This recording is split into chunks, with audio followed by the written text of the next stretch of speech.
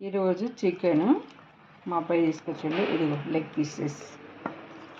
Pieces కొన్ని ముక్కలు. ఇది 1.5 ఉంటుంది. దీనికి సరిపడా ఫస్ట్ పసుపు చూడండి, చిన్నగా ఉంటుంది స్పూను. 2 స్పూన్లు వేసిన పసుపు. తర్వాత అల్లం వెల్లిగడ్డ ఫ్రెష్గా ఇట్లా గ్రైండర్ చేసి పెట్టుకోవాలి. ఇది కూడా 2 స్పూన్లు వేసాను. మీకు అందరు తెలిసే ఉంటుంది. ఇది ప్లాస్టిక్ స్పూను. దీంతోనే 2 స్పూన్లు వేయాలి. ఈ గంటతోటి 1.5 కేజీకి కారము 1 స్పూన్ ఫుల్గా వేస్తే కరెక్ట్ మెజర్, ఇది సరిపోతుంది. దీంతో వేసాం కాబట్టి దీంతో మనము సగం 1/2 స్పూన్ వేసుకుంటే సరిపోతుంది.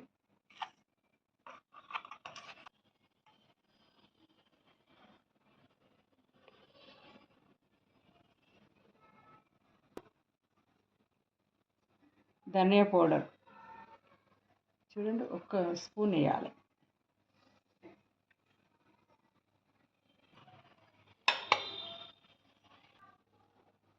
ఒక కప్పు పెరుగు,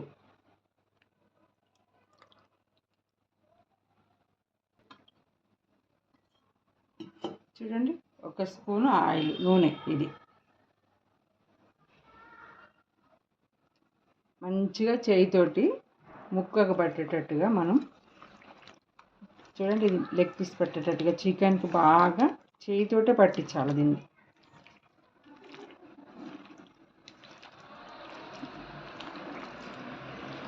ఇప్పుడు మనం చికెన్లో అన్నీ వేసినవన్నీ కలిపి పెట్టాను. మసాలా అంతా ముక్కకు బాగా పట్టించాను. ఇవన్నీ కారం, ఉప్పు, కారం, అల్లం వెల్లిగడ్డ, పసుపు అన్నీ వేసినవన్నీ.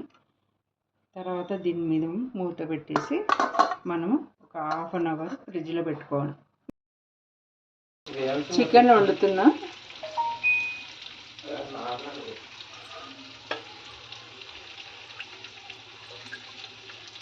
చికెన్ సరిపడా ఆయిల్ పోసుకోవాలి. ఒక 5 పావులు పోసిన. ఉల్లిగడ్డ వేస్తున్నా.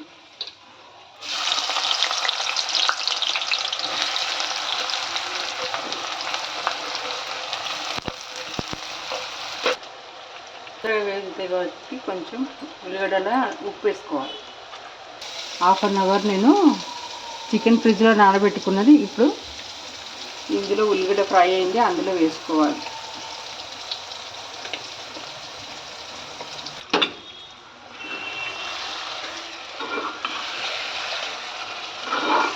ఇది చాలా సిమ్లో పెట్టుకొని ఉడకబెట్టాలి. చూడండి ఇంత బాగా వేగుతుంది. ఇందులో టమాటా వేసుకోవాలి. ఇప్పుడు మనం టమాటా ముక్కలు వేయాలి. ఈ మధ్యలో ఇట్లా పెట్టేసి దీన్ని సిమ్లో ఉడికిస్తే అవే ఉడికిపోతాయి టమాటాలు. మళ్ళీ మూత పెట్టేసేయండి. చికెన్ అయిపోయింది చూడండి. చికెన్ అయిపోయిందని అర్థం ఏంటంటే, ఈ చికెన్ ఉడికిన తర్వాత నూనె వేరుకుంటుంది. అప్పుడు అయిపోయిందని మనం తెలుసుకోవాలి. గ్యాస్ కట్టేసుకోవాలి. చూడండి అయిపోయింది.